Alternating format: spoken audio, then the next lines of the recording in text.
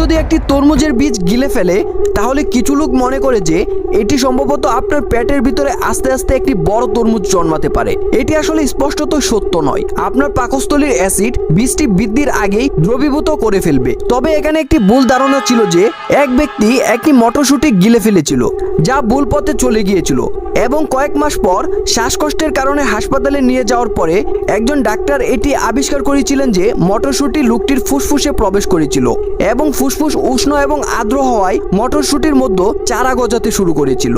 কেউ যদি একটি তরমুজের বীজ গিলে ফেলে তাহলে কিছু লোক মনে করে যে এটি সম্ভবত আপনার পেটের ভিতরে আস্তে আস্তে একটি বড় তরমুজ জন্মাতে পারে। এটি আসলে স্পষ্টত সত্য নয়। আপনার পাকস্থলীর অ্যাসিড বীজটি বৃদ্ধির আগেই দ্রবীভূত করে ফেলবে। তবে এখানে একটি ভুল ধারণা ছিল যে এক ব্যক্তি একটি মটরশুঁটি গিলে ফেলেছিল, যা ভুল পথে চলে গিয়েছিল এবং কয়েক মাস পর শ্বাসকষ্টের কারণে হাসপাতালে নিয়ে যাওয়ার পরে